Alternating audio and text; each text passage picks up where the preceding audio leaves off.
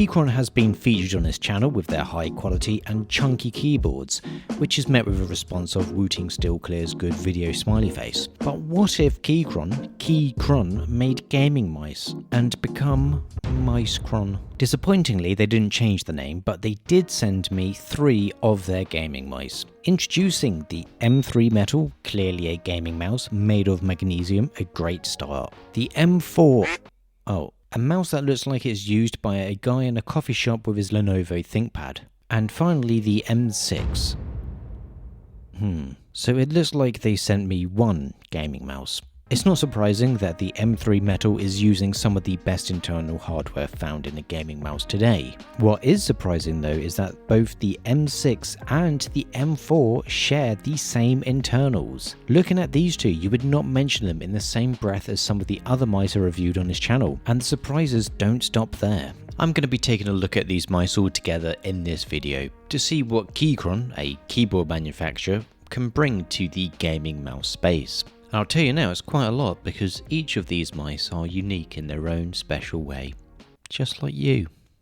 Let's start off with the internals. All of these mice are using 3395 sensors with a polling rate support of up to 4000 Hz. For the M4 and M6 there is a 1000 Hz version if you want something cheaper. These also share another great bit of internal hardware. They're all using Huano Blue Shell Pink Dot mechanical switches. To summarise, for those of you that are a bit clueless when it comes to switches, these are great. By far some of the best feeling switches you can get on a gaming mouse. They are reliable, they have a great tactile feel to them, but remain easily spammable. Needless to say, these mice mean business. Some of these literally mean business, as they're great to use for getting those quarterly reports filed off to Jeff in accounting before the 7 PM deadline. First, the M3 Metal. This is made of a magnesium alloy. I reviewed a couple of magnesium mice on this channel before. Some have less success than others.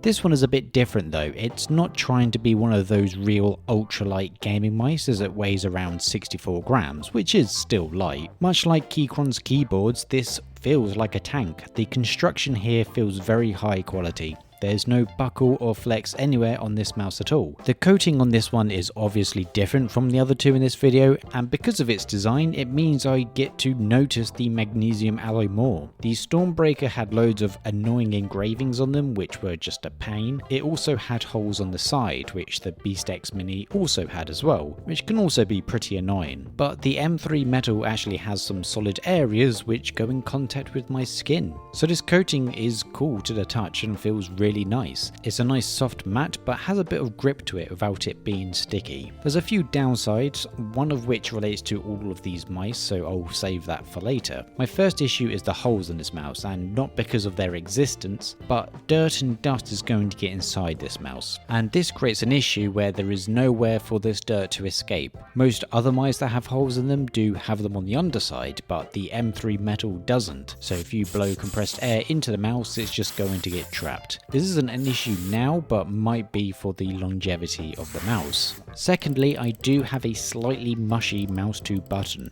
There's a noticeable grind when pressing down on it. The M3 Metal has a rather generic design that should be suitable for pretty much anyone. The buttons do overhang though, so it can be a bit restrictive depending on your finger placement. Finally, the mouse measures around 121mm long, 66mm wide and 40mm tall. Now we get to the more spicy mice. The M4 is similar to the G-Wolves HSK series. If we assume that they didn't get a portable laptop mouse and put incredible internals inside it by mistake, it's primarily designed as a fingertip grip mouse. There's a few flaws with their design though, but the good parts are the coating is grippy, allowing a very light touch. Then you have the hump that flares out on the sides, providing some extra room for your fingers. The buttons unfortunately hang over the sides, which is a big no-no for this kind of design, as this means there's no option of resting your fingers on the side walls like the G-Wolves mice. Everything else is pretty good. I do find the side buttons pointless with these types of mice, as triggering them without the mouse moving itself is rather tricky. Weighing at around 35 grams, it's very light, but it does feel heavier, and I'll explain why later. Surprisingly, this is the most polished mouse out of the 3.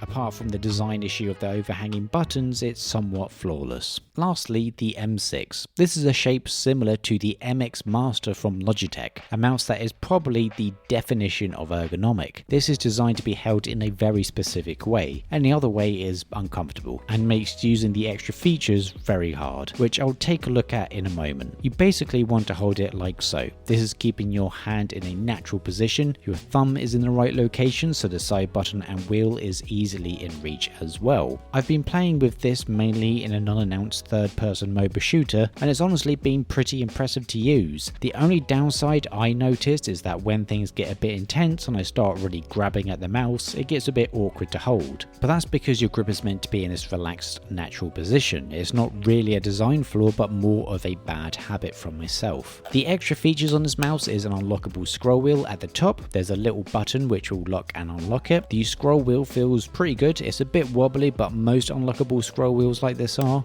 but it's good enough to use. The scroll wheel also has left and right movement for panning. There's a little side scroller which is okay, but I don't really use this. It works the same as the tiltable scroll wheel. With this one weighing around 78 grams, it's one of the heavier mice, but considering its design and its hilarious dimensions of 123mm long, 75mm wide and 50mm tall, the weight is somewhat understandable. Unfortunately, all these mice do have the same downside. The mouse feet on all of these are pretty poor and it results in the mice feeling rather muddy on some surfaces. It's most notable on the M4, which with it being just around 35 grams should be very light and move around freely, but it kind of doesn't. Now it's time for the part where these mice really stand out, and that is the price. The M3 Metal is around $100 and that is a 4000Hz mouse with the dongle included. The 4000Hz versions of the M4 and M6 cost just $69 nice dollars,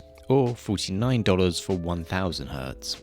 The M3 Mini Metal is quite well priced. It's one of the cheaper magnesium alloy mice going and certainly feels like one of the most well made mice overall, excluding my mushy mouse 2. And the inclusion of a 4000Hz polling rate does sweeten the deal. The M4 and M6 are very good for the price. Quality wise, I think they're both excellent as I didn't experience any issues with either of these. I guess the only problem with both of these mice is that they are for an incredibly specific grip type. One thing that I found rather funny is that none of these mice are really advertised on their website as being gaming mice, despite the high performance sensor, increased polling rate and enthusiast favoured switches. The term gaming on their website is talked about the same way that on the go and for office uses. Like they don't understand the benefits of the M4 shape or advertising it in the way that it should be. Overall, I'm very impressed with these mice. They are a bit rough around the edges, but I think that's to be expected from a keyboard manufacturer dipping their toes into the world of gaming mice. But when you consider the price of these mice as well, it's honestly a steal. So I'd highly recommend getting them,